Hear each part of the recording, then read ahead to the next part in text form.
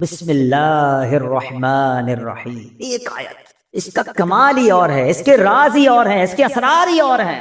قرآن پاک کی تو شان ہی نرالی ہے، مگر آج فقط کچھ باتیں میں آپ کو اللہ کے اس مبارک کلام کی اس ایک آیت کے رموز، اسرار، سیکرٹس، فضائل سنے تو عقل حیران ہو جاتی ہے۔ جو شخص، بہت سارے ایسے لوگ ہوں گے جو کاروباری مشکل کا، آج کل مہنگائی بھی بہت ہے، گزارا بھی نہیں ہو رہا، تو غور سے وظیفہ لے جائیں، کل سے کرنا شروع کرتے ہیں کہ جو شخص طلوع آفتاب کے وقت سورج کی طرف رخ کر کے بسم اللہ الرحمن الرحیم 300 بار اور درود شریف 300 بار پڑھے، اللہ تعالیٰ اس کو ایسی جگہ سے رزق عطا فرمائے گا جہاں اس کا گمان بھی نہیں ہوگا، اور روزانہ پڑھنے سے انشاءاللہ عز و جل 1 سال کے اندر امیر و کبیر ہو جائے گا۔ وظیفہ پھر ریپیٹ کر دیتا ہوں، غور سے سن لیں۔ پہلے فجر کی نماز ادا کرنی ہے، اس کے بعد جب فجر کا وقت ختم ہونے لگے تو سورج طلوع ہوتا ہے، سورج طلوع ہونے کا وقت ہے، اس وقت آپ نے سورج کی طرف رخ کر کے ہاتھ میں تسبیح لینی ہے، 300 بار بسم اللہ الرحمن الرحیم، 300 بار درود پاک انشاءاللہ پڑھیں، اور پھر دیکھیں انشاءاللہ اللہ پاک رزق میں کیسی برکت دیتا ہے۔ سبحان اللہ۔ مولا علی شیر خدا نے ایک بڑا پیارا وظیفہ دیا، اور شاید اب جو میں وظیفہ بتانے جا رہا ہوں، جتنے لوگ یہاں موجود ہیں سب کو اس وظیفے کی ضرورت ہے۔ مولا علی شیر خدا کرم اللہ تعالی وجہ الکریم سے بیسیکلی تو یہ روایت ہے، وظیفہ تو نبی پاک علیہ الصلوۃ والسلام نے عطا فرمایا۔ آقا فرماتے اے علی، میں تمہیں ایسے کلمات نہ بتا دوں جنہیں تم مصیبت کے وقت پڑھ لو؟ عرض کیا حضور ضرور، ارشاد فرمائے میری جان آپ پر قربان، تمام اچھائیاں ہم نے آپ ہی سے تو سیکھی ہیں۔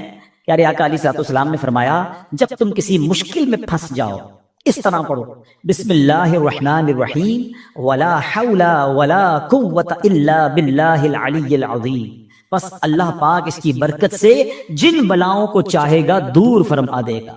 اچھا، اس وظیفے کو میں نے بھی کئی بار ٹرائی کیا ہے۔ میں نے الحمدللہ پہلے امیر اہل سنت کو دیکھا، مثال کے طور پہ آپ کہیں پھنس گئے، آپ کا ٹریفک میں گاڑی پھنس گئی ہے، گاڑی خراب ہو گئی ہے، فلائٹ کا ٹائم ہو گیا ہے، ٹرین کا ٹائم ہو گیا ہے، اور آپ کو لگتا ہے اب نہیں پہنچ سکیں گے، یا کسی بھی مشکل میں آپ پھنس گئے ہیں، آپ بسم اللہ الرحمن الرحیم ولا حول ولا قوت الا باللہ العلی العظیم، پھر آپ دیکھیں مشکلیں کیسے آسان ہوتی ہے۔ اب مثال کے طور پہ کوئی چیز گم ہو جائے، قرضہ آ جائے، کاروبار میں کوئی نقصان ہونے لگے، کوئی چیز میں گڑبڑ ہو جائے، کسی بھی پریشانی میں ہے، آپ یہ وظیفہ یاد کر لو، ذرا مل کے دوہرا لو، بسم اللہ الرحمن الرحیم ولا حول ولا قوت الا باللہ العلی العظیم۔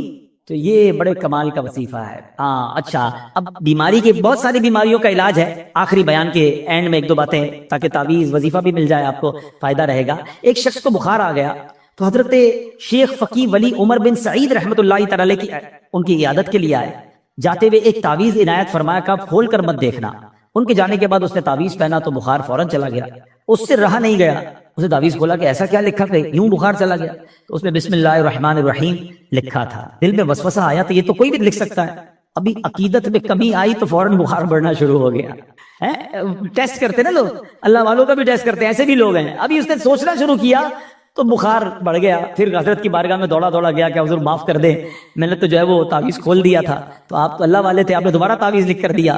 اس کے ہاتھ جیسے ہی اس کو باندھا تو پھر اس کا بخار چلا گیا۔ اب کی بار دیکھنے سے منع کیا، مگر ڈر کے بارے کھول کر نہ دیکھا، بالآخر سال کے بعد کبھی جا کے کھول کر دیکھا تو اس میں بسم اللہ الرحمن الرحیم ہی لکھا ہوا تھا۔ تو سبحان اللہ، اس کی خوب برکتیں ہیں۔ اور بتایا گیا کسی کی نکسیر پھٹ جائے نا، بعض اوقات خون نکل رہا ہوتا ہے، تو پیشانی سے بسم اللہ الرحمن الرحیم لکھنا شروع کرے، اور ناک کی نوک تک، یعنی یہاں سے لکھنا شروع کرے اور یہاں تک ختم کرے، تو انشاءاللہ عز و جل اس کی جو ہے وہ خون آنا جو ہے وہ بند ہو جائے گا۔ بہرحال بہت سارے وظائف ہیں، بسم اللہ الرحمن الرحیم ہر کام، نیک اور جائز کام شروع کرنے سے پہلے پڑھنا ہے، پھر دیکھیں اس کی کیسی برکتیں ملتی ہیں۔ بے ایمانوں کو ایمان دینے والی یہ آیت ہے، ذرا واقعہ سنیے گا۔ ایک یہودی تھا، نان مسلم، ایک یہودن پر عاشق ہو گیا، اور عشق مجازی کا اس پر ایسا غلبہ ہوا کہ یہ مجنون جیسا ہو گیا، نہ کھانے پینے کا ہوش تھا، نہ آرام کرتا تھا، بڑا پریشان۔ اس زمانے میں اللہ کے ایک ولی تھے، حضرت عقا رحمت اللہ تعالی علیہ، ان کے پاس آیا اور کہا کہ حضور میں بہت پریشان ہوں، وہ فلاں سے عشق ہو گیا ہے، چین ہی نہیں آتا۔ اب اللہ والے تھے، آپ نے ایک کاغذ کے ٹکڑے پر بسم اللہ الرحمن الرحیم لکھا اور کہا یہ کھا جاؤ۔ اس نے وہ کاغذ کا ٹکڑا نگل لیا کہ شاید میرا کام بچ جائے گا، سچی بات ہے اس کا کام بن گیا۔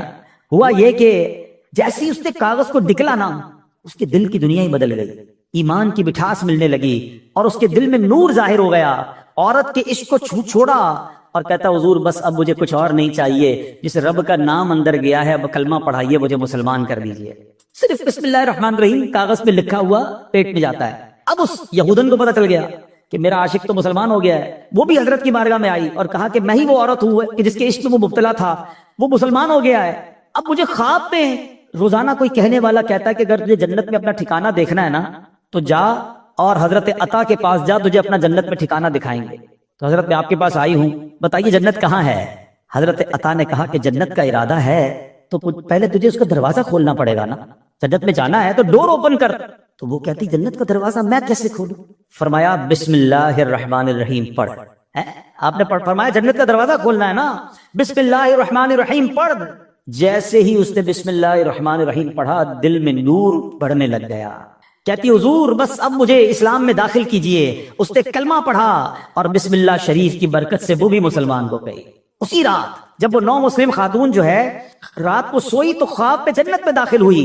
خوبصورت محل دیکھا، گنبد دیکھے.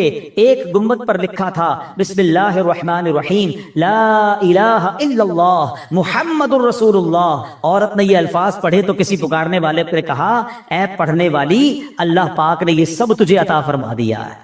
آئے ہائے ہائے، بسم اللہ کی برکت ہے، ہم نے پائی جنت ہے، کتنی اچھی قسمت ہے، یہ سب رب کی رحمت ہے. تو بسم اللہ الرحمن الرحیم کی تو کیا ہی بات ہے. پیارے اسلامی بھائیوں، ایک پوری آیت، یہ یاد رہے، شاید بہت سارے لوگوں کو پتہ نہیں ہوتا کہ دو سورتوں کے درمیان فاصلے کے لیے بسم اللہ الرحمن الرحیم کو اتارا گیا. اور یہ آیت قرآن پاک میں ایک جگہ قرآن کا حصہ بھی ہے، پارہ 19 سورہ نمل، اور یہ آیت کا حصہ ہے. اور اس کے معنی کیا ہے؟ اللہ کے نام سے ہے جو نہایت مہربان رحم والا. اچھا، اس کی فضائل کیسے کیسے؟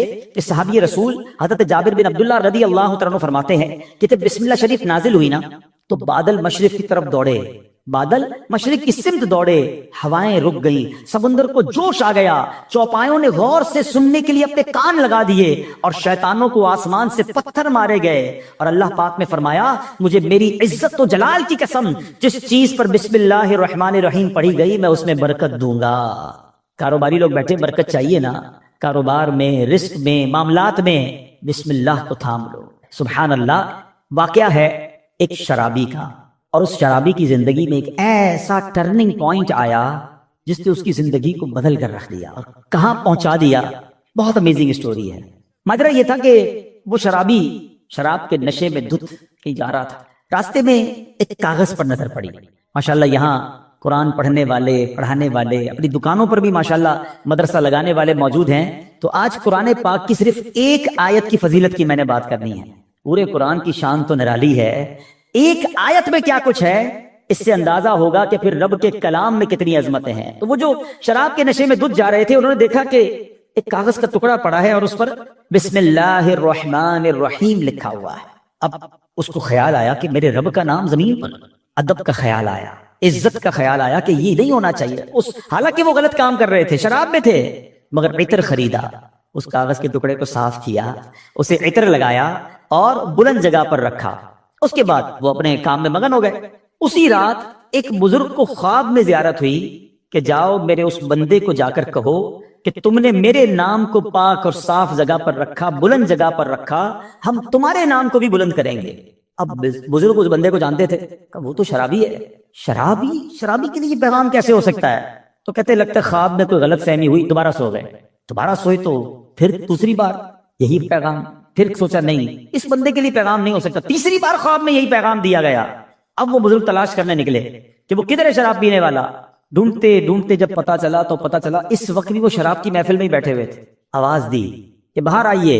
وہ تو شراب کے نشے میں مست، تو کسی کو بھیجا کہ جاؤ کہو تمہارے لیے پیغام آیا ہے. کہ میرے لیے کون پیغام لایا ہے؟ بہرحال پوچھو کس کا پیغام لائے ہو؟ جو بزرگ شراب کھانے کے باہر کھڑے تھے نا، اندر جا کر اسے بتا دو اللہ کا پیغام لایا.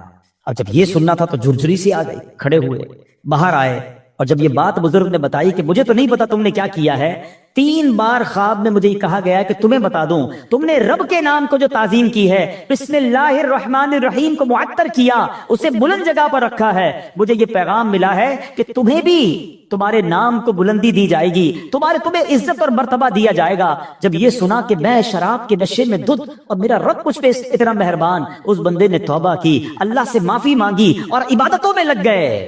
اے میرے پیارے اسلامی بھائیوں، یہ انقلاب جو شراب کے نشے میں دھت شخصیت کو اللہ کا ولی بنا گیا، یہ کون تھے؟ یہ کوئی اور نہیں حضرت بشر حافی رحمت اللہ تعالی علیہ تھے. یہ زمانے کے ولی بنے. حافی کہتے ہیں ننگے پیر رہنے والے کو. آپ معرفت الہی اور اللہ کی یاد میں اتنے گم رہنے لگے کہ آپ چپل ہی نہیں پہنتے تھے. اور کتابوں میں لکھا کہ جب تک حضرت بشر حافی اس شہر میں رہے کوئی بھی چوپایا جو ہے نا راستے میں گندگی نہیں کرتا تھا، اس ادب کے ساتھ کہ کہیں بشر حافی کے پیر گندے نہ ہو جائیں. تو کتابوں میں آتا ہے کہ ایک بار کسی نے دیکھا کہ چوپائے نے گندگی کر دی ہے تو اس کے مالک نے سمجھ لیا کہ ہو نہ ہو بشر حافی کا انتقال ہو گیا ہے. اور جب معلوم کیا گیا تو ایسا ہی تھا کہ جب وہ زمانے سے وہ دنیا سے چلے گئے پھر چوپایوں نے راستے کے اندر گندگی کرنا شروع کی. یعنی جو اللہ کا ادب کرتا ہے، اللہ کے نام کی تعظیم کرتا ہے، اللہ کی مخلوق جو ہے وہ اس کی تعظیم کرنے لگ جاتی ہے. سبحان اللہ. آپ کو اندازہ ہے کہ بسم اللہ الرحمن الرحیم میں جامعیت کتنی ہے؟ سنتے جائیے. اللہ پاک نے بعض انبیاء کرام پر مختلف کتابیں اور صحائف نازل فرمائے جن کی تعداد 104 ہے. ٹھیک ہے، ان میں سے 60 صحیفے حضرت شعیب علیہ السلام پر، 30 صحیفے حضرت ابراہیم علیہ السلام پر، 10 حضرت موسیٰ علیہ السلام پر تورات شریف اترنے سے پہلے نازل ہو گئے تھے. پھر 4 بڑی کتابیں ہیں، تورات شریف، زبور شریف، انجیل مقدس اور قرآن مجید. ٹھیک ہے. اچھا، ان تمام صحیفوں کے مضامین قرآن پاک میں ہیں. قرآن پاک کے سارے مضمون سورہ فاتحہ میں ہے اور سورہ فاتحہ کا سارا مضمون بسم اللہ الرحمن الرحیم میں ہے.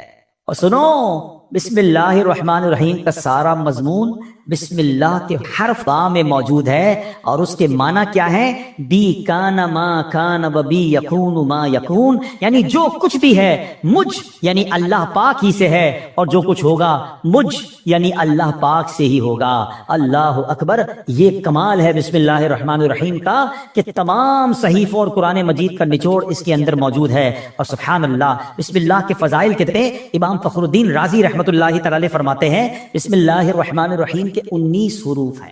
ٹھیک، اور دوزخ پر عذاب دینے والے فرشتے بھی 19 ہیں. تو آپ فرماتے ہیں کہ امید ہے ایک ایک حرف کی برکت سے ایک ایک فرشتے کا عذاب دور ہو جائے گا. بسم اللہ پڑھتے رہا کرو. اچھا، آپ فرماتے ہیں دن میں کتنے گھنٹے؟ دن رات میں 24 گھنٹے ہیں. فرماتے 5 گھنٹے 5 نمازوں میں گھیر لیے، 19 گھنٹوں کے لیے بسم اللہ الرحمن الرحیم کے 19 حروف عطا فرمائے. پس جو خوش نصیب بسم اللہ الرحمن الرحیم کا ورد کرتا رہے اور نماز 5 وقت پڑھتا رہے اس کا ہر گھنٹہ عبادت میں کاؤنٹ ہوتا رہے گا. تو یہ کمال کا وظیفہ ہے. نارملی ہماری توجہ اس طرف نہیں جاتی ہے. اچھا، بعض اوقات ہم لوگ کہتے ہیں ہمارے کام ادھورے رہ جاتے ہیں، کام شروع کرتے ہیں، ڈیل بنتے بنتے رہ جاتی ہے، کام ادھورا رہ جاتا ہے، پوری نہیں ہو پاتی ہماری بات. سنیے، اللہ پاک کے پیارے اور آخری نبی صلی اللہ تعالی علیہ وسلم نے فرمایا جو بھی اہم کام بسم اللہ سے شروع نہیں کیا جاتا وہ ادھورا رہ جاتا ہے. غور فرمائیے، یہ کیسی محرومی ہے. اگر اچھی اور اہم کام سے پہلے بسم اللہ نہ پڑھی جائے تو کام ادھورے رہ جاتے ہیں، اس پہ برکت نہیں ہوتی. اب ہو سکتا ہے کہ ذہن میں خیال آئے کہ میں تو بسم اللہ نہیں پڑھتا پھر بھی کام پورے ہو جاتے ہیں.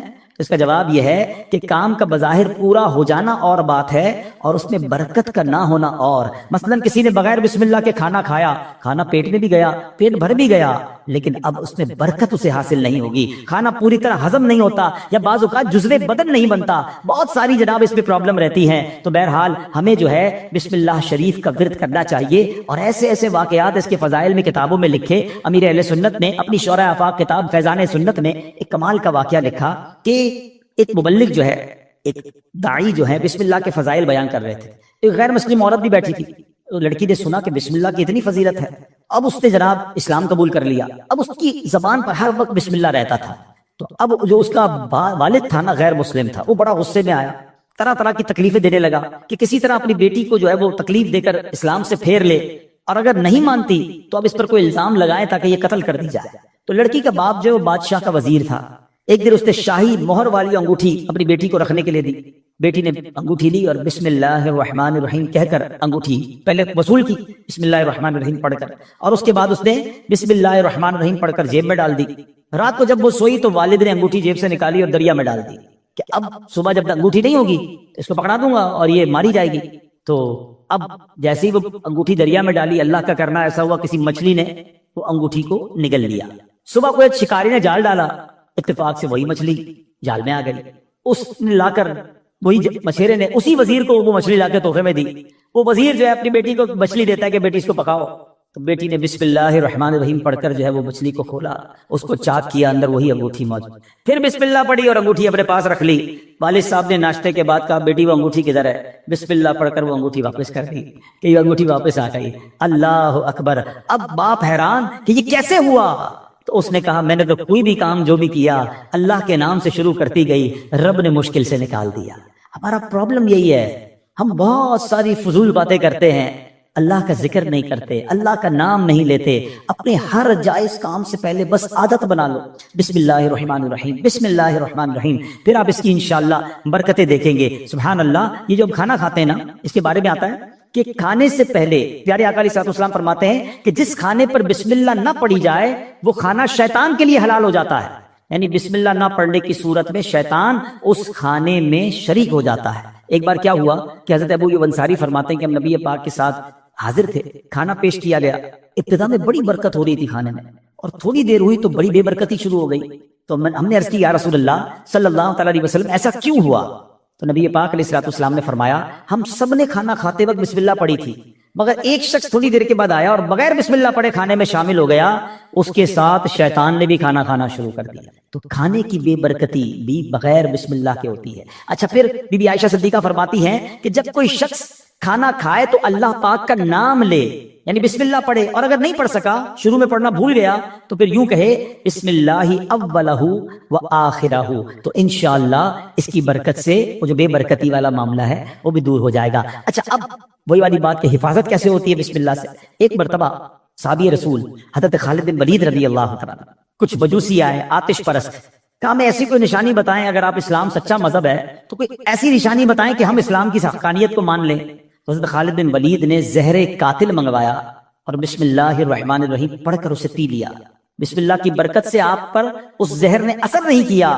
یہ منظر دیکھ کر وہ آگ کی پوجا کرنے والے پکار اٹھے کہ سبحان اللہ، دین اسلام حق ہے، اللہ اکبر۔ وہ یقین تھا نا، اللہ کے ولی صحابی رسول ہیں، بسم اللہ پڑھ کر زہر پی لیا کہ اللہ کے نام سے پی رہا ہوں تو رب حفاظت کرے گا۔ وہ توکل کا لیول تھا کہ زہر نے اثر نہیں کیا۔ تو اے میرے پیارے اسلامی بھائیو، یہ شان ہے بسم اللہ کی۔ اچھا، صرف کھانے پینے سے پہلے نہیں، ہر کام سے پہلے بسم اللہ پڑھیں۔ اب آپ وضو کر رہے ہیں نا، دیکھیں کتنے ثواب ملٹی پلائی ہو جاتا ہے۔ حضرت ابو ہریرہ رضی اللہ تعالیٰ راوی ہیں، اور نبی پاک صلی اللہ تعالیٰ علیہ وسلم نے فرمایا اے ابو ہریرہ، جب تم وضو کرو تو بسم اللہ والحمدللہ پڑھ لیا کرو۔ جب تک تمہارا وضو باقی رہے گا اس وقت تک فرشتے تمہارے نامہ اعمال میں نیکیاں لکھتے رہیں گے۔ اب تو وضو کرتے ہیں، نماز پڑھ لیتے ہیں، لیکن جتنی دیر وضو رہے گا پڑھنا کیا ہے؟ ذرا دوہرا بھی لے میرے ساتھ، بسم اللہ والحمدللہ، بسم اللہ والحمدللہ، بسم اللہ والحمدللہ۔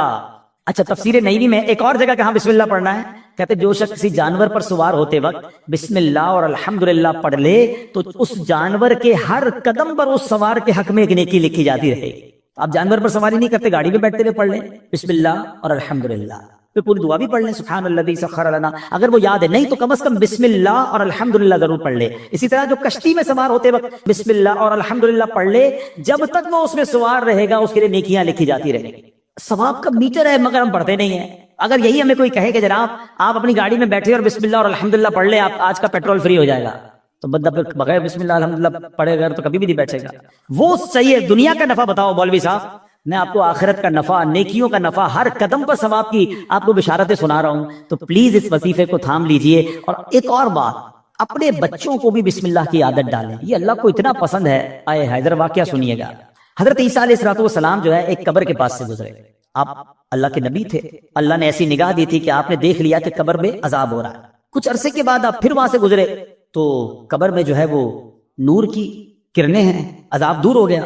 تو آپ نے اللہ کی بارگاہ میں عرض کی کہ مولا، یہ پہلے عذاب اور اب اس کی قبر میں عذاب دور ہو گیا، نور برس رہا ہے، اس کا راز کیا ہے، سیکرٹ کیا ہے؟ سنو ذرا، اے وہ خوش نصیبوں جو اپنے بچوں کو قرآن پڑھاتے ہو، اے وہ خوش نصیبوں جن کے بچے حافظ بن رہے ہیں، اے وہ اسلامی بھائیوں تمہیں مبارک ہو جو بچے کو دین سکھاتے ہو۔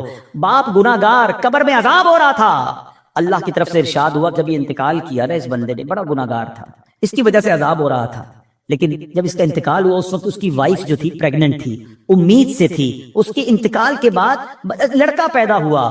کچھ عرصے کے بعد یہ لڑکا اتنا بڑا ہو گیا کہ اس کی ماں نے اسے مدرسے بھیجا، مکتب بھیجا، استاد نے بچے کو بسم اللہ پڑھائی، اے موسیٰ مجھے حیا آئی، مجھے شرم آئی کہ میں اس شخص کو زمین کے اندر عذاب دوں جس کا بچہ زمین کے اوپر مجھے رحمان اور رحیم کے نام سے پکار رہا ہے۔ ہائے ہائے ہائے، میرا بچہ قرآن پڑھے اور میری قبر میں رحمتوں کی برسات ہو جائے، اور مجھے کیا چاہیے؟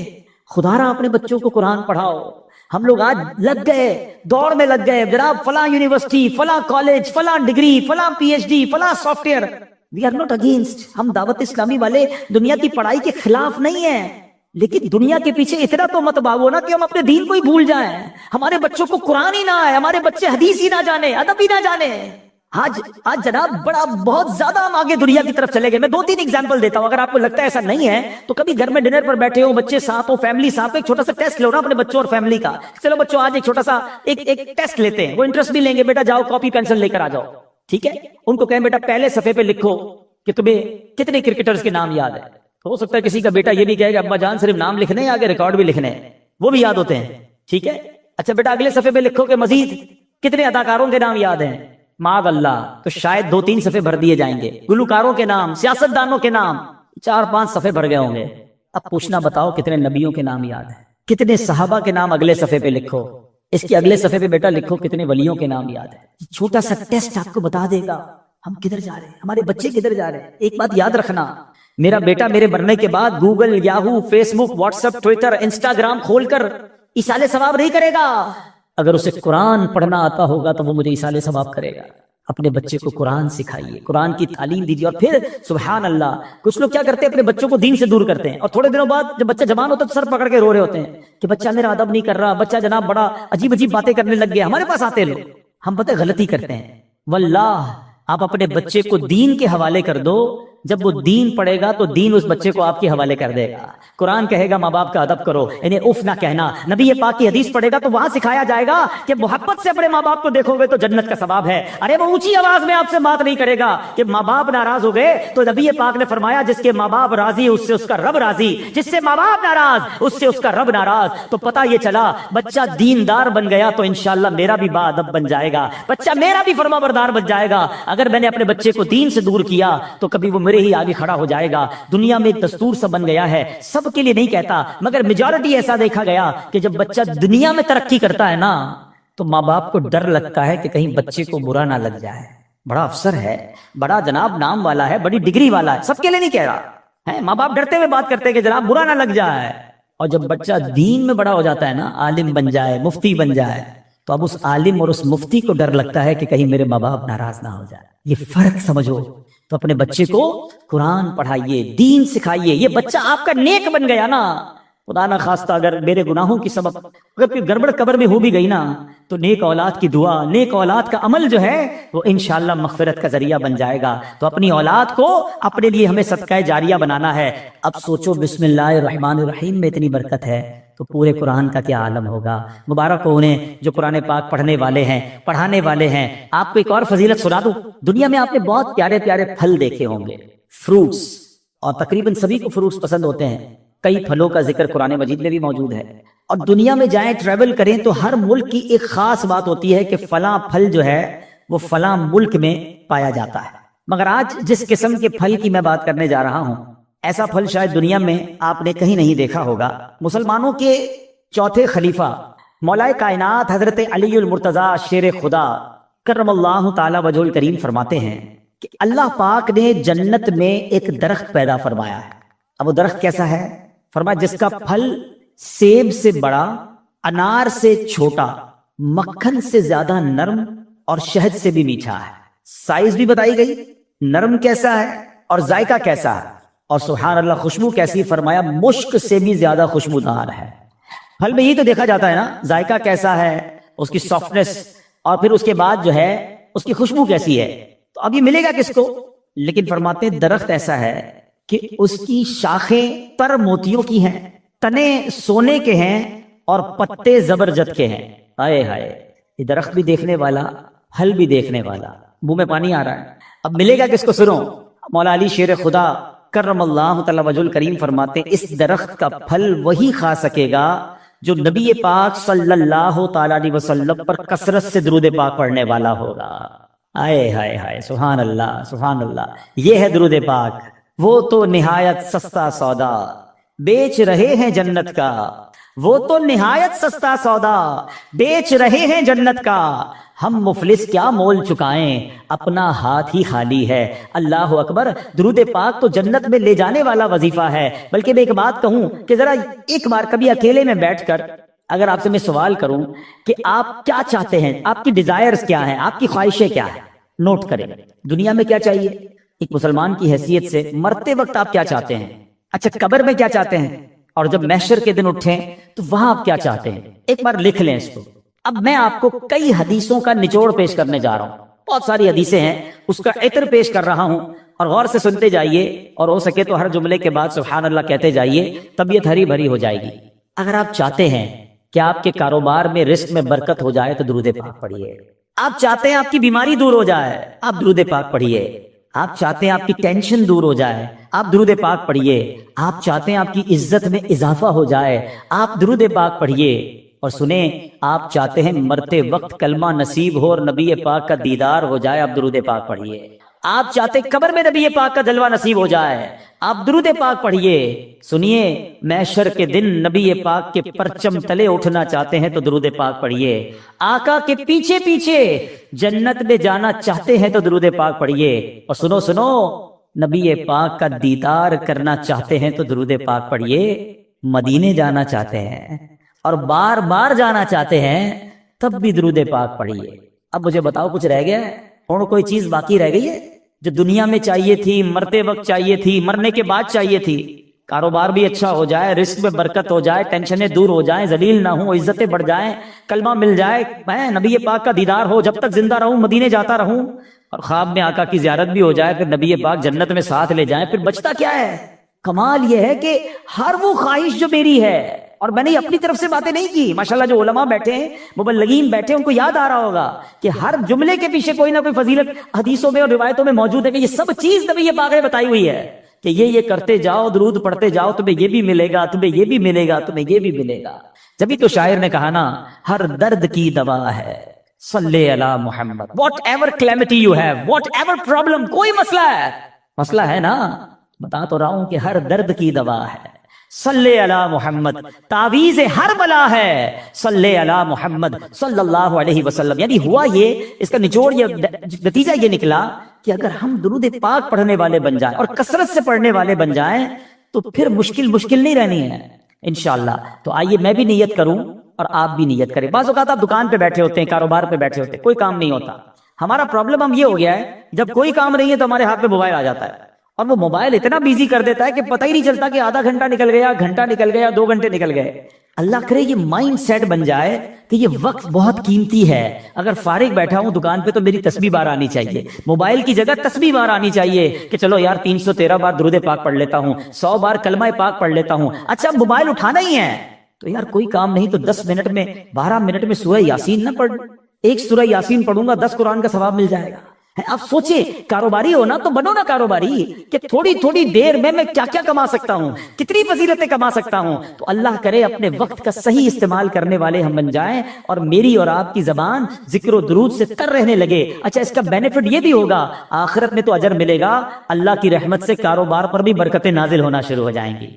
سیدنا ابو مسلم خولانی رحمت اللہ تعالی علیہ کی زوجہ محترمہ نے آپ سے کہا کہ ہمارے پاس آٹا بالکل ختم ہو گیا ہے۔ یہاں موجود اسلامی بھائی بھی اور مدنی چینل کے ناظرین میں اگر کوئی تنگی کا شکار ہو، کوئی غربت کا شکار ہو، کوئی پریشانی کا شکار ہو، بہت غور سے یہ واقعہ سنیں۔ آپ کی زوجہ نے کہا کہ آٹا ختم ہو گیا ہے، اب روٹی کیسے بنے گی، کھانا کیسے بنے گا؟ آپ نے اپنی زوجہ محترمہ سے فرمایا کہ تمہارے پاس کچھ رقم ہے جس سے آٹا خریدا جا سکے؟ تو اس نے عرض کی کہ جی میرے پاس 1 درہم ہے جو اون بیچ کر حاصل ہوا ہے۔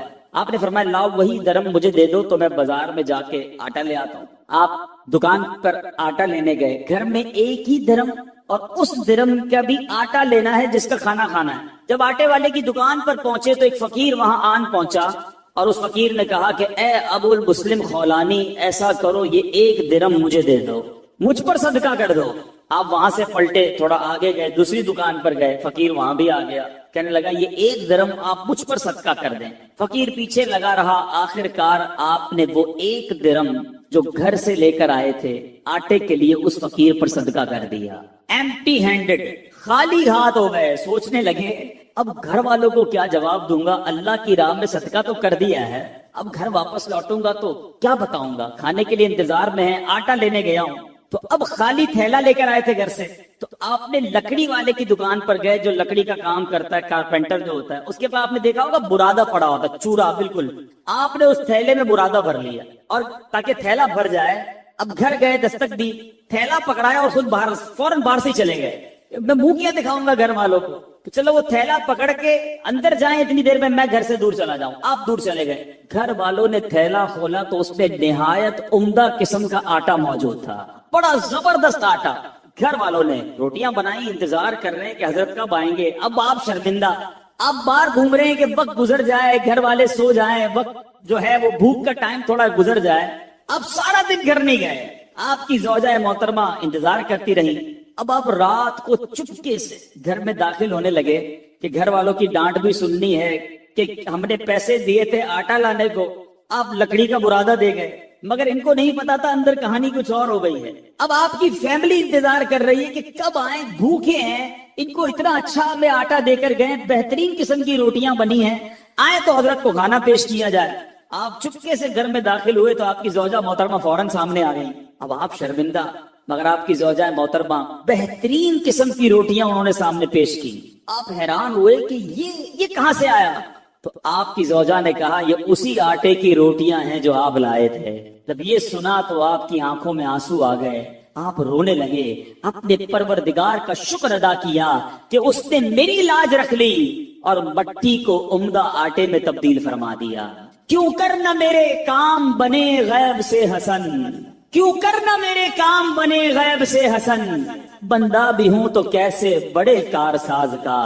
اے میرے بیچ اسلامی بھائیوں اور مدری چینل کے ناظرین، یاد رکھیے صدقہ دینا، محتاجوں کی مدد کرنا، ان کی خیر خواہی کرنا، یہ اللہ عز و جل کو اس قدر پسند ہے کہ جو مسلمان اخلاص کے ساتھ، دیکھیں یہ ایک شرط ضرور ہے، اخلاص ہونا ضروری ہے، اللہ کی رضا کی نیت ہونا ضروری ہے۔ دکھلاوا، واہ واہ، نام ہو جائے یا کسی کو صدقہ دے کر احسان جتائے، یہ تو الٹا ظلم ہے، یاد رکھیے، یہ بہت بڑی غلطی لوگ کرتے ہیں۔ بلکہ قرآن کہتا ہے اے ایمان والو اپنے صدقات کو ضائع مت کرو، احسان جتا کر، تکلیف دے کر۔ اب یہاں کسی کو پیسے دیے، الٹا پھر اس کو یاد دلاتے، یاد ہے نا تمہیں نوکری لگائی تھی، یاد ہے نا تمہیں جناب میں نے قرضہ دیا تھا، وہ دن بھولے تو نہیں جب بچے کی شادی کروائی تھی۔ کتنا ذلیل ہوتا ہوگا شخص، کتنا دل دکھتا ہوگا اس کا۔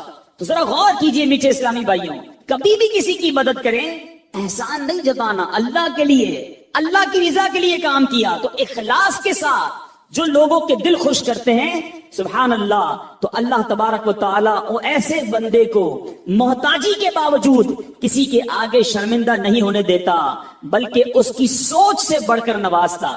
بعض اوقات کچھ لوگ صدقہ دیتے وقت، خیرات دیتے وقت، اللہ کی راہ میں خرچ کرتے وقت یہ سوچتے ہیں کہ دوسروں کو دے دیں گے تو ہمارا کیا ہوگا، ہمارے کام کیسے بنیں گے، سب کو بانٹ دیں گے تو ہمارے رزق کا کیا ہوگا۔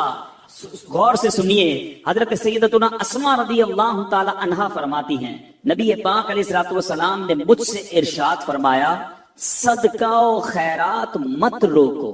سنیے، صدقہ و خیرات مت روکو، کہیں تمہارا رزق نہ روک دیا جائے۔ جو لوگ بعض اوقات تنگی کا شکار ہوتے ہیں نا، وہ چیک کریں یار میں نے صدقہ خیرات دینا تو نہیں روک دیا، میں نے اللہ کی راہ میں خرچ کرنا تو نہیں روک دیا، یہ خرچ کرنا ہی ملٹیپلائی کر کے واپس لاتا۔ ایک اور روایت میں آتا ہے گن گن کر خرچ نہ کرو ورنہ وہ رب کریم بھی تمہیں گن گن کر عطا فرمائے گا۔ جو لوگ گن گن کر دیتے ہیں نا، بس بھائی زکوٰۃ پوری ہو گئی، اتنا ہی دینا تھا، اب اگلے سال آنا، ارے رب کریم تمہیں عطا فرمائی جا رہا ہے، تم بھی بانٹے چلے جاؤ، تم بھی دیتے چلے جاؤ، وہ اور اپنے خزانوں سے عطا فرمائے گا۔ اے میرے بیچ اسلامی بھائیوں، سیدنا امام بدر الدین عینی رحمت اللہ تعالی علیہ، جو بھی میں نے حدیث پڑھی کہ پیارے آقا علیہ الصلوۃ والسلام نے فرمایا صدقہ و خیرات مت روکو، کہیں تمہارا رزق نہ روک دیا جائے۔ اس حدیث کے تحت فرماتے ہیں اس خوف سے اپنے مال کو صدقہ کرنے سے مت روکو کہ وہ ختم ہو جائے گا، کیونکہ اللہ عز و جل تم پر مال کی تنگی فرما دے گا، یہ تجھ سے مال روک لے گا اور رزق کے وسائل ختم فرما دے گا۔ ہمیں نہیں پتا ہوتا، بعض اوقات ہم کسی کی مدد کرتے ہیں، اس کی دعا لگتی ہے، ہمارے بگڑے کام بننے سے سنور جاتے ہیں، ہمارے رزق میں برکت شروع ہو جاتی ہے۔ بعض اوقات کچھ غریب رشتہ داروں کی لوگ مدد کر رہے ہوتے ہیں، کچھ لوگوں کی کفالت کر رہے ہوتے ہیں، اور بزنس چلتا رہتا ہے، کاروبار بڑھتا رہتا ہے۔ اس میں ہماری کوئی عقل، ہماری کوئی ہوشیاری، ہمارا کوئی کمال نہیں ہوتا۔ کیا معلوم جس کو تم کفالت کر رہے ہو، ہر مہینے جس کے گھر کھانا پہنچا رہے ہو، یہ اسی کی دعائیں ہیں جو تمہارا رزق بڑھتا چلا جا رہا ہے، یہ اسی کی دعائیں ہیں جو تمہیں ترقی ملتی چلی جا رہی ہے۔ تو اللہ کی راہ میں خرچ کرنے کے لیے دل کھول کر خرچ کرتے رہنا چاہیے، صدقہ دینے میں کنجوسی نہیں کرنی چاہیے۔ حضرت رابعہ بصریہ رضی اللہ تعالی عنہا کا یقین دیکھو، توکل دیکھو، آپ کا بلیف کیسا تھا کہ ایک بار دو بزرگ حضرت سیدتنا رابعہ بصریہ رضی اللہ تعالی عنہا کے یہاں حاضر ہوئے، اور یہ نیت تھی کہ حضرت رابعہ بصریہ کھانا کھلائیں گی، ان کا تو کھانا بھی رزق حلال پر مبنی ہوگا۔ اب حضرت رابعہ بصریہ کے پاس دو ہی روٹیاں تھیں، اب دو بزرگ تھے، بھوک بھی لگی ہوئی تھی، وہی دو روٹیاں آپ نے دسترخوان پر ان دونوں بزرگوں کے سامنے رکھ دی۔ ابھی روٹیاں رکھی تھی کہ دروازے پر دستک ہوئی، کسی سائل نے کہا کہ اللہ کے نام پر مجھے کچھ دیا جائے۔ حضرت رابعہ بصریہ نے مہمانوں کے آگے سے دو روٹیاں اٹھائیں اور اس سائل کو دے دی۔ مہمان ہکے بکے کہ ہم دسترخوان پر بیٹھے ہیں، ہمیں بھی بھوک لگی ہے، دو ہی روٹیاں تھی، دونوں اٹھا کر دے دی۔ مگر یقین دیکھو، اللہ غنی، ابھی وہ حیرت زدہ ہیں کہ تھوڑی دیر میں دروازے پر پھر دستک ہوتی ہے، ایک کنیز بہت سی گرم روٹیاں لے کر حاضر ہوئی اور عرض کی، یہ میری مالکہ نے آپ کے لیے بھجوائی ہیں۔ حضرت رابعہ بصریہ نے روٹیاں گننا شروع کی، وہ روٹیاں 18 تھی۔ آپ نے کہا یہ روٹیاں میری نہیں ہیں، جی حضور آپ کے لیے بھجوائی، کا میری نہیں ہے، واپس لے جاؤ۔ وہ بزرگ دیکھ رہے ہیں، 2 گئیں، 18 آ گئی، 18 بھی واپس لوٹا دی۔ جب مالکن کے پاس وہ کنیز لے کر روٹیاں پہنچتی ہے اور کہتی حضرت رابعہ بصریہ نے تو واپس لوٹا دی ہیں، کہا روٹیاں کتنی ہیں؟ کہا 18۔ کہا یہ 2 بچ گئی تھی، یہ بھی ساتھ ملا کر لے جاؤ۔ واپس جاتی ہے، حضرت رابعہ بصریہ کو پھر پیش کرتی ہے کہ میری مالکن نے پیش کی ہے۔ پھر روٹیاں گنی، 20 روٹیاں تھیں۔ آپ نے کہا ہاں یہ میری روٹیاں ہیں، کیونکہ اللہ کے وعدے پر مجھے سچا یقین ہے، میری راہ میں 1 خرچ کرو میں 10 عطا فرماؤں گا۔ 2 دی تھی تو 18 کیسے آ گئی؟ اللہ کی راہ میں 2 خرچ کی ہیں تو 20 ہی روٹیاں ملنی ہیں۔ اللہ اکبر۔ اے میرے پیچھے اسلامی بھائیوں، مدنی چینل کے ناظرین، جس دن یہ توکل پیدا ہو جائے نا، جس دن یہ بھروسہ رب پر ہو جائے، پھر دیکھیں کیسے غیب سے کام بنتے ہیں۔ ہاں لیکن ایک بات کا خیال رکھنا ہوگا، کہیں کوئی خرچہ کرتے ہی انتظار کرنا شروع کر دے کہ آج جناب مسجد کے ڈبے میں 10 روپے ڈالے تھے، اب دیکھو 100 روپے کم ملتے ہیں۔ پورا دن گزر گیا، 100 روپے نہیں ملے، اگلا دن گزر گیا، پھر بھی 100 روپے نہیں ملے، یہ تو 1 کے 10 ملنے تھے۔ اے میرے پیچھے اسلامی بھائیوں، یاد رہے رب کی رضا، اور رب ہمارے بارے میں ہمیشہ یاد رکھے، اللہ کے جو فیصلے ہیں نا، اس پر یقین کر لو کہ اللہ کے جو فیصلے ہمارے بارے میں ہے نا، وہ ہم سے بہتر رب جانتا ہے، اور رب ہمارے لیے ہمیشہ بہتر فیصلہ فرماتا ہے۔ ضروری نہیں کہ آپ نے صدقہ دیا آپ کا مال ہی بڑھ جائے، ہو سکتا ہے اس صدقے کی وجہ سے آپ سے کوئی آفت دور ہو جائے، آپ سے کوئی مصیبت دور ہو جائے۔ مجھے بتائیں، آپ نے 10 روپے دیے مسجد میں، 100 روپے نہیں ملے، لیکن آپ کا ایکسیڈنٹ ہونے والا تھا، وہ ایکسیڈنٹ سے آپ بچ گئے۔ آپ پر کوئی خطرناک بیماری آنے والی تھی، آپ اس سے بچ گئے، تو وہ 100 روپے اچھے تھے یا ایکسیڈنٹ سے بچنا اچھا تھا؟ تو اللہ کے فیصلوں پر یقین ہونا چاہیے۔ احادیث میں انشاءاللہ آگے بیان بھی کروں گا، احادیث بھری ہوئی ہیں، بہت ساری احادیث ہیں کہ صدقہ بری موت کو دور کرتا ہے، صدقہ بلا کو دور کرتا ہے، صدقہ مصیبتوں کو دور کرتا ہے، صدقہ تنگی کو دور کرتا ہے۔ تو اے میرے پیچھے اسلامی بھائیوں، صدقہ دینے میں دل کی خوشی کے ساتھ اللہ کی راہ میں خرچ کرنا چاہیے۔ ایک اور واقعہ سنیے کہ کس طرح صدقے سے بلائیں دور ہوتی ہیں۔ سیدنا اکرمہ رضی اللہ تعالیٰ عنہ فرماتے ہیں کہ ایک ملک کا بادشاہ بہت ظالم اور کنجوس تھا، بڑا ظالم بادشاہ، اور ایسا عجیب و غریب کنجوس کہ اس نے اعلان کر دیا کہ میرے ملک میں اگر کسی نے مسکین یا فقیر کو صدقہ کیا تو اس کے کوئی غریب کی مدد نہ کرے، اگر ایسا کوئی کرے گا تو میں اس کے ہاتھ کاٹ دوں گا۔ یعنی خود غریب کی مدد بھی نہیں کرنی اور پورے ملک میں بھی کوئی غریب کی مدد نہ کرے۔ بڑا عجیب و غریب اعلان تھا۔ اچھا جناب، اب ایک خاتون تھی، لوگ تو خوف سے ڈر گئے تھے، کوئی صدقہ نہیں دے رہا تھا، کوئی خیرات نہیں دے رہا تھا۔ ایک دن فقیر مجبور ہو کر ایک عورت کے پاس آیا اور کہا مجھے اللہ کے راہ میں کچھ دو، میں بہت بھوکا ہوں، کھانے کے لیے کچھ نہیں۔ وہ عورت نے بھی بادشاہ کا اعلان سنا ہوا تھا، وہ بھی ڈری ہوئی تھی، اس نے بھی صدقہ دینے سے اس نے سوچا کہ صدقہ دوں گی تو میرے بھی ہاتھ کٹ جائیں گے، لیکن فقیر نے کہا مجھے اللہ عز و جل کی رضا کی خاطر کچھ تو کھانے کو دے دو۔ وہ التجا کرتا رہا، آخر اس عورت کے دل میں رحم آ گیا، اس عورت نے اس فقیر کو صدقہ دے دیا، کھانے کو دے دیا۔ اب 2 روٹیاں دی اسے کھانے کو، فقیر روٹیاں لے کر دعائیں دیتا ہوا چلا گیا۔ بادشاہ کو پتا چل گیا کہ ملک میں ایک ایسی عورت ہے جس نے کسی فقیر کو صدقہ دیا۔ اس نے اپنے بندے بھیجے اور اس خدا ترس رحم دل عورت کے دونوں ہاتھ کاٹ دیے گئے، اس کے دونوں ہاتھ کٹ گئے۔ اب نیچے اسلامی بھائیوں، کچھ عرصے کے بعد بادشاہ نے اپنی والدہ سے کہا کہ مجھے اپنی مملکت کی سب سے حسین لڑکی سے شادی کرنی ہے۔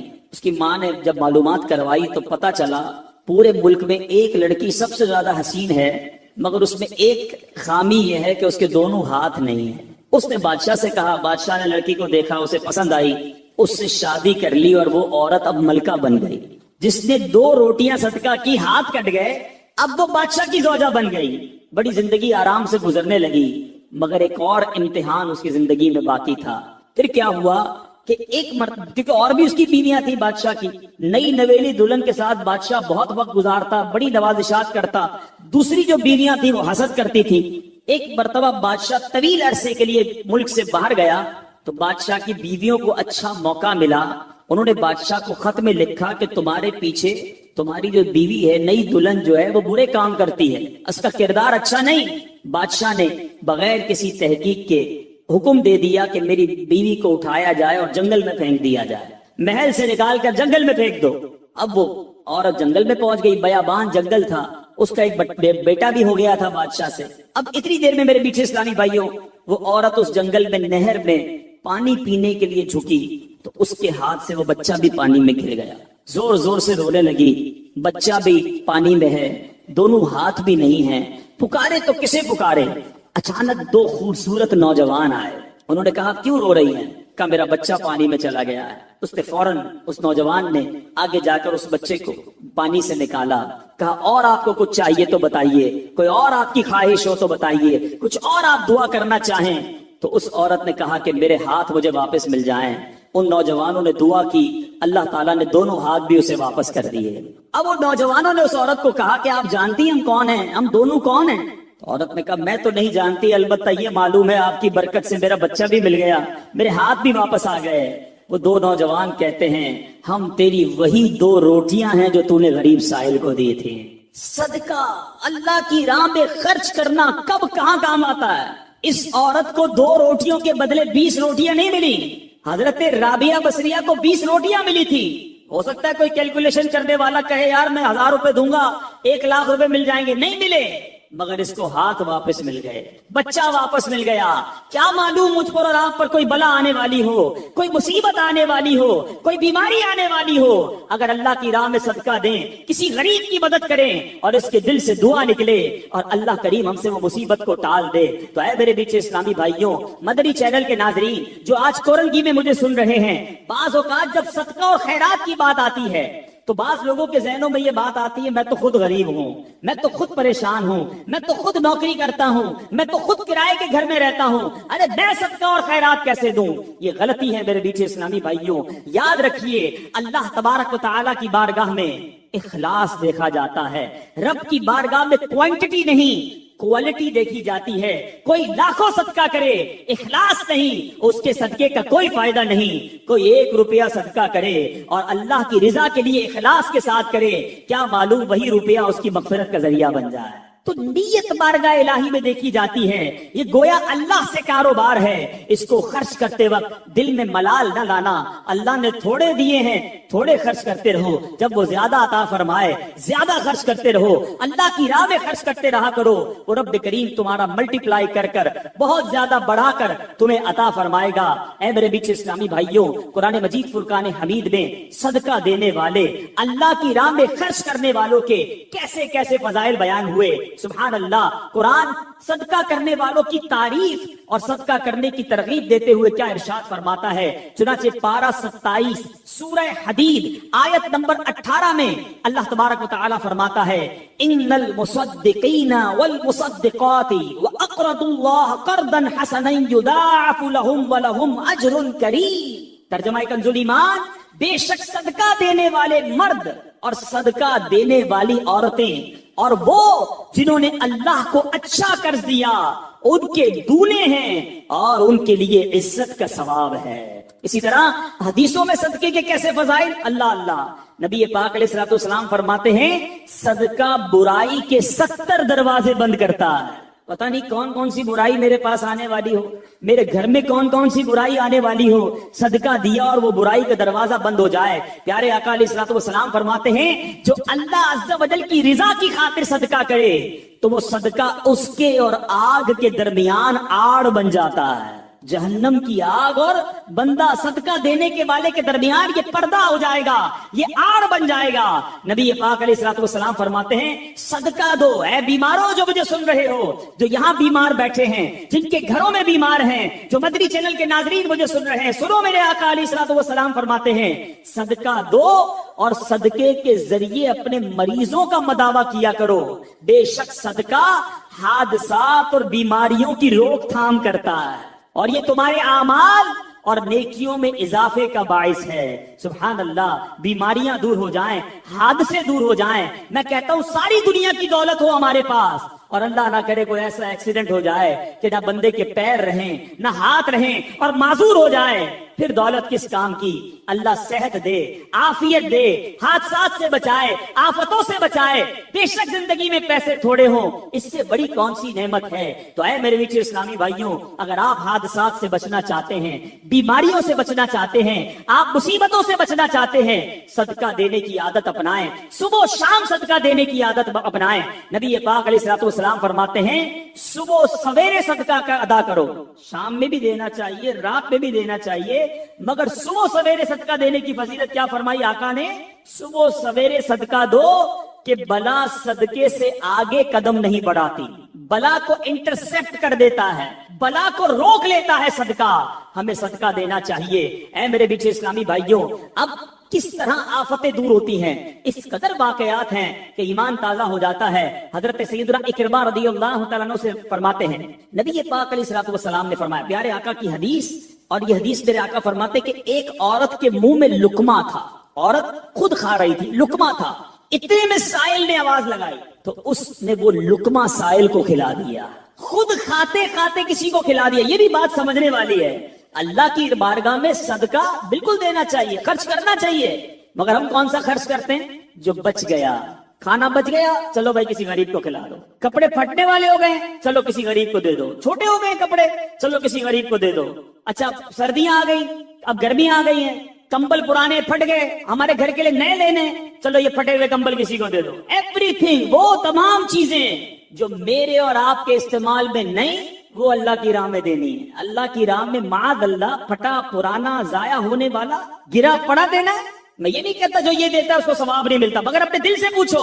اپنے لیے خرید رہے ہیں تو شاندار کپڑا، بچوں کے لیے خرید رہے ہیں تو بہترین کھانا ہے، اپنے لیے سویٹر سردی میں خرید رہے ہیں تو اچھے میں سے اچھا والا. اللہ کی راہ میں دینا ہے تو پرانا والا پھٹا ہوا. اپنے دل سے پوچھو یہ کیا کر رہے ہو. بلکہ ہمارا تو مائنڈ سیٹ ایسا عجیب و غریب بن